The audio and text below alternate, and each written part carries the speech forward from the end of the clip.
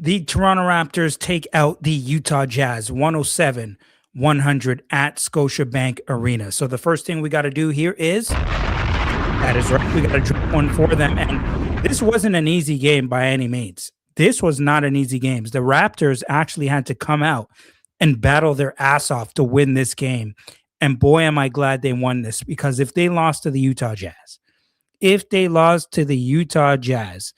and there would be absolutely be no excuse for that. Okay, Keontae George wasn't even playing in this one. They had a bunch of guys hurt as well. They still had their big dog in Lauri Markkanen. Yes, Ace Bailey did play as well, but he didn't do much. And so the Raptors, there is no in hell they should have lost to the Utah Jazz, and they did not. Thank God. But in this one, a lot of things that we have to talk about. I said there are a lot of things that we have to talk about. And before we even start there, we want to say a big congratulations to one Scottie Barnes. If you didn't already hear, he did make the All-Star team. Okay, we got to drop one for Scottie Barnes. He did his interview as soon as he heard that he made the All-Star team. This was it. I'm ballsy. I don't take no shit from anyone. I smoke my stogie anywhere I want. Good for you, Scottie. Good for you. Getting into this one. Let's flip the page back here. Quickley, Barrett, Ingram, Barnes, and Colin Murray. Boyles, obviously, still no Jakob Poeltl. We probably will not hear an update with his whole back situation until after Thursday with this whole trade deadline. Scottie Barnes, a few minutes into the game, we hear that he becomes an all-star. And to kick this thing off, first of all, the Raptors were a minus 10.5 over the Utah Jazz going into this one. They did not cover that spread, but this game starts off and the Raptors knock down a couple threes to start this game. Immanuel Quickley, then Barrett, then Barnes knocks down a three. They go 4 for 8 from three-point range with 7:13 remaining in that first quarter, which was pretty hilarious to see considering last game against the Orlando Magic, would they make 7 threes in totality in the whole game? And then Ingram knocks down the fourth three for the Raptors. They go on an 11-0 run, and it's 14-5 with 6:12 remaining in that first quarter. But, of course, basketball is a game of runs. Utah now goes on a 8-0 run. It's 17-16 Raptors with 3:43 remaining in that quarter. And one guy that we got to mention off the bench, and there's a few guys that we got to speak about for the Toronto Raptors in this one, but Sandro Mamukelashvili came off the bench and did work tonight. He was really, really important off the bench. I'm going to drop one for him because coming off the bench in 30 minutes tonight, he had 20 points. He was 6 of 9 from the field, 4 of 7 from three-point range, perfect from the charity stripe, 4 of 4, 6 rebounds, and a steal in this one. And overall, man, you just really need this guy. You really need him because he does so much for this team. He can stretch the floor for you, can grab rebounds, can play defense at times pretty well. He shows some pretty good effort out there. And he's just a major factor and a really key piece for the Raptors this season, and he will be going forward. Jamal Shed had some really good minutes on both ends of the floor in the first quarter, and the Raptors ended the first Q on a 9-2 run. It was 28-23 Raptors after that first Q. And, I'm thinking the game should be in hand for the Raptors. I'm sorry, I don't mean to get cocky, but against the Utah Jazz, to me, unacceptable to lose. Unacceptable to lose. Now, I can understand you getting your butts kicked here and there against some of the upper echelon teams. And even though the Raptors are 4th in the Eastern Conference, I'm not sure I necessarily look at them like an upper echelon team because they're really not. I don't think they're on the same level as the Boston Celtics, the Detroit Pistons. Who else is in front of them? The New York Knicks. I don't look at them as one of those teams yet. They don't have that toughness, the grit. They need 1 or 2 7-footers at the center position if they can get them, to be a defensive anchor, cause some havoc defensively at the rim for the oppositions, give some tough, hard, strong playoff fouls so that the opposition will think twice when they're entering the lane. Those things matter. So I don't look at the Raptors as necessarily one of the big dogs in the East yet. But when you play against a team like the Utah Jazz, who are 15-35, you better get the damn W. You better get these wins. These are the wins that you have to get. These are the ones you have to get. Now, at some point, you got to start beating the good teams, the ones at the top of the ladder in conferences, both sides of the conference.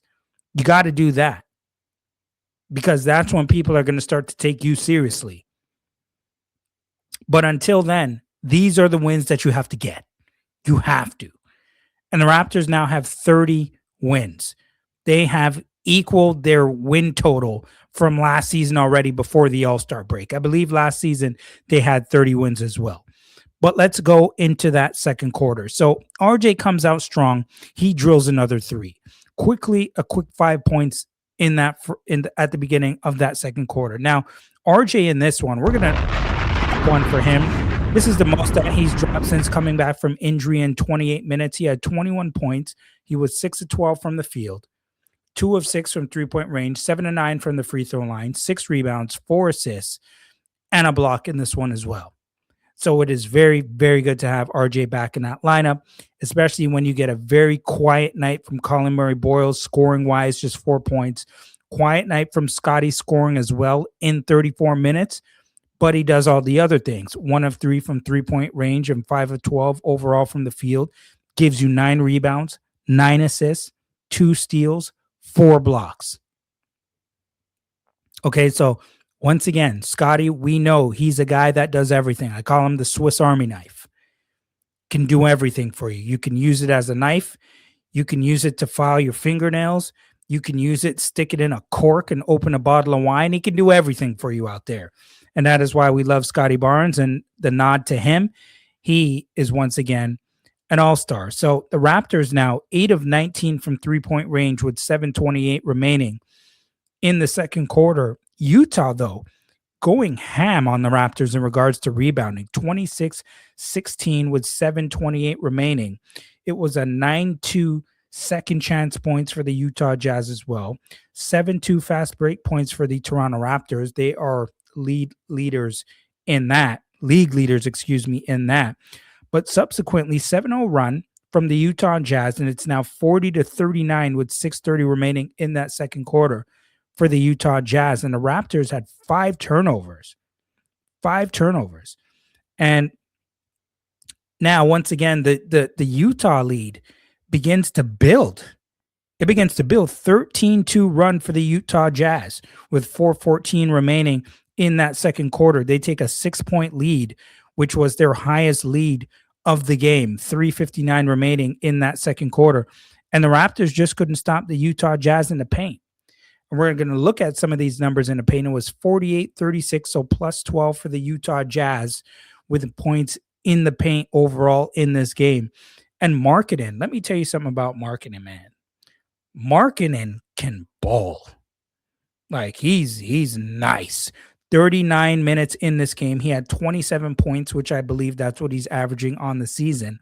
9 of 22 from the field, 2 of 8 from three-point range. Perfect from the charity stripe, 7 of 7, 11 rebounds. 2 assists in this one, gave you 1 block in this game. But Lauri Markkanen is a baller, man. Like, there was a play where he had the ball in the middle of the lane, and there was a double team coming at him. He spins, throws it off the glass to himself, catches it two-hand flush, boom, dunks it. You're just like, damn.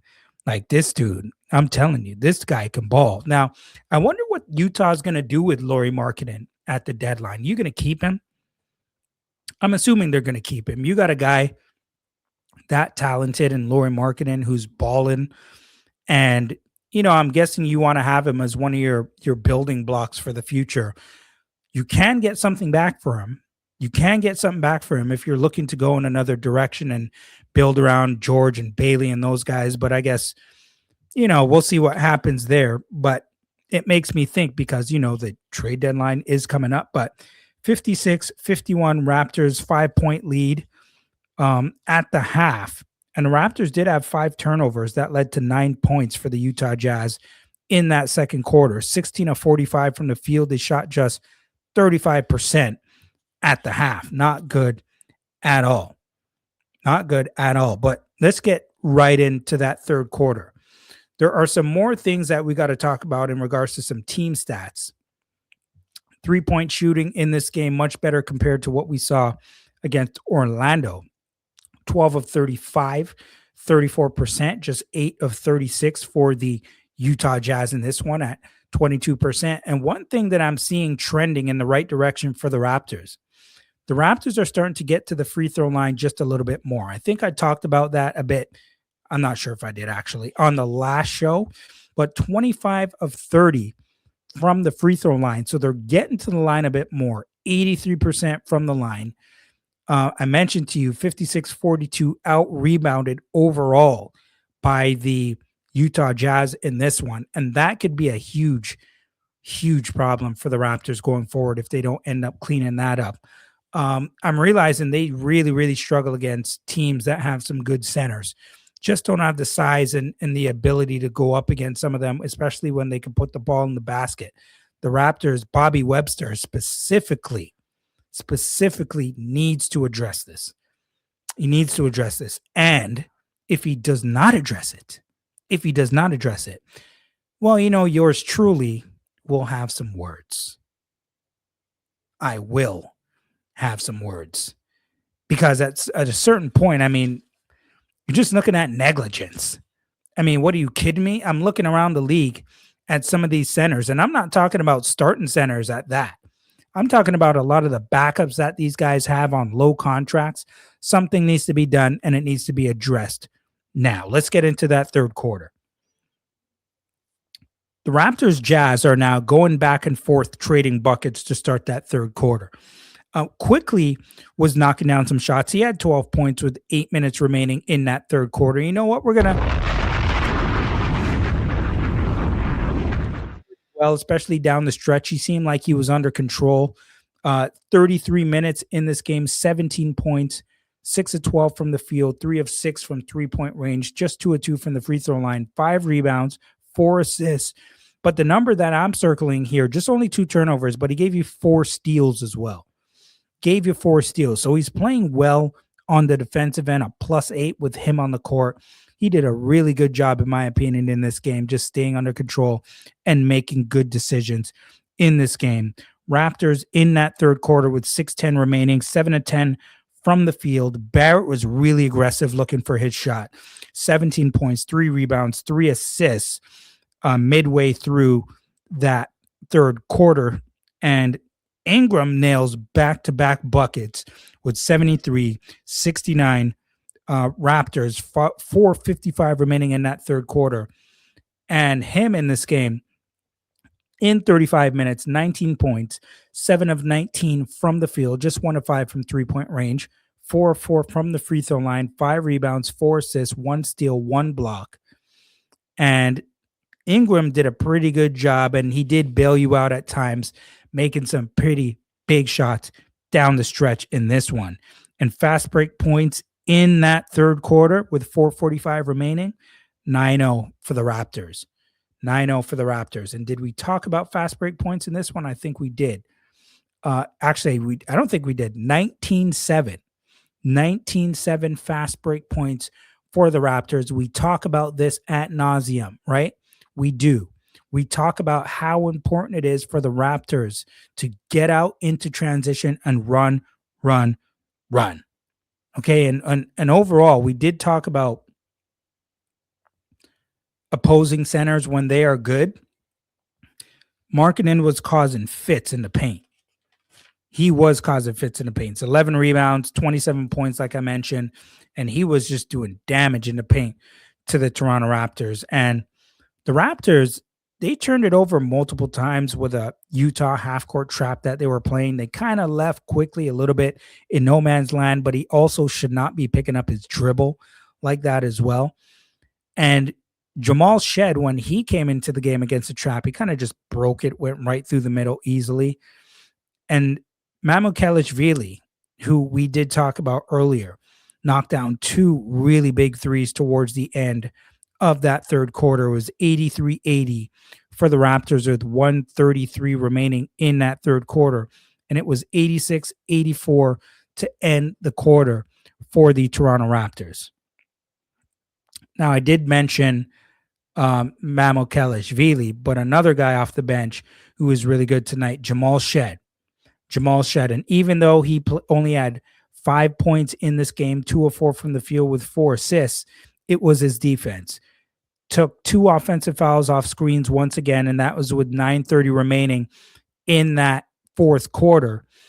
But RJ, going back to him, really aggressive, creating his shot, getting to the free throw line, 21 points with 8:20 remaining in the game. But Utah, points in the paint, 40-33 and 17-8 second chance points. And that was midway through that fourth quarter, out rebounding the Raptors with 7:07 remaining, 56-40, just having real struggle on the glass going against these guys. These guys do have some size, right? So they do pose an issue for you.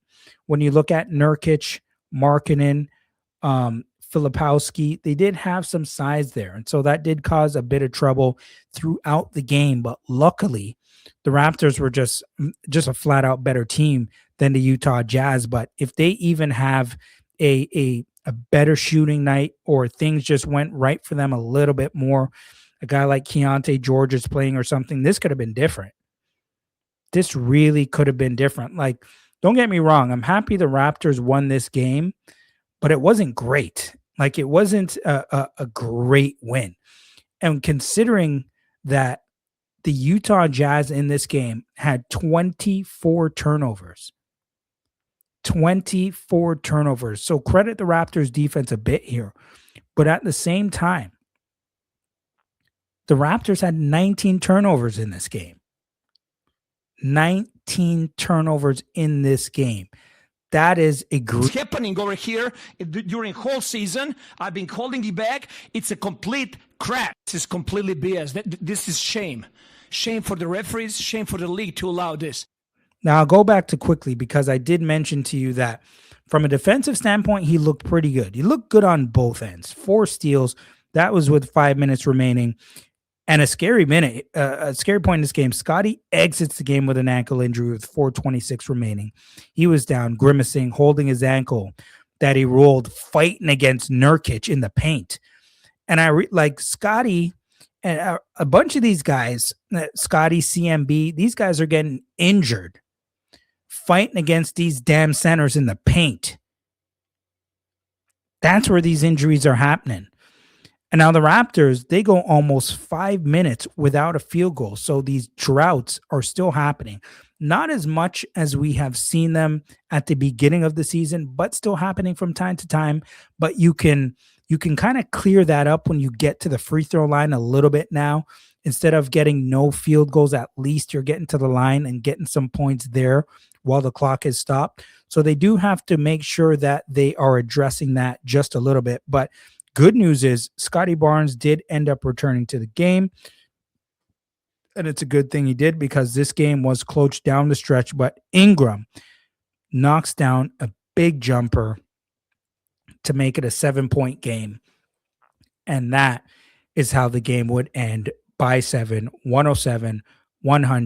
The Raptors take out the Utah Jazz and go to 30-21 on the season.